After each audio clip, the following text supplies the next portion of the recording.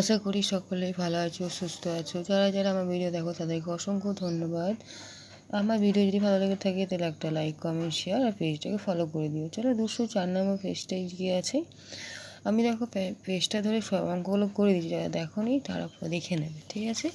তো চলো কি আছে, আমার নৌকার ত্রিভুজাকার ক্ষেত্রগুলি নানা রকমের কেন দেখি। তো ওদিকে আয়েশা ঠিক করলো স্কেল দিয়ে তার নৌকার ত্রিভুজাকার ক্ষেত্রগুলি কোনটি ছোট আর কোনটি বড় মাপবে, ঠিক আছে? নীল রঙের ত্রিভুজাকার ক্ষেত্রে প্রতিটি বাহুর দৈর্ঘ্য মাপি।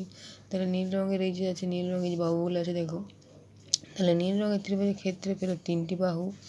তাহলে কী আছে, 3টি বাহুর প্রত্যেকটি বাহুর দৈর্ঘ্য স্কেল দিয়ে মেপে দেখলাম 2.5 সেন্টিমিটার।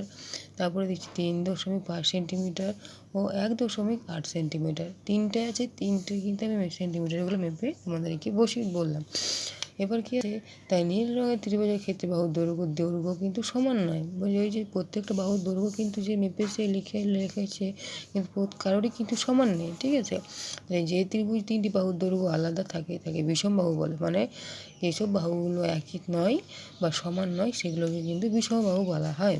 দেখি আমাদের ছবির কোন কোন ত্রিভুজটি বিষম বাহু ও ত্রিভুজ।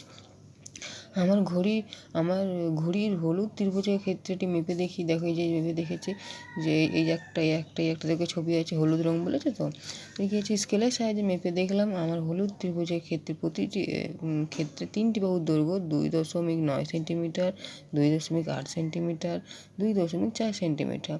তাই আমার হলুদ রঙের ত্রিভুজ ক্ষেত্রটিও কিন্তু বিষমবাহু ত্রিভুজ, কিন্তু কোনোটিই দেখো মানে দৈর্ঘ্যগুলো কিন্তু সমান নয়, আলাদা আলাদা আছে। এটা দেখো 2.9 আছে, 2.8 আছে, 2.4 আছে, তাই এটাও হচ্ছে বিষমবাহু। ঠিক আছে, বুঝতে পারলে?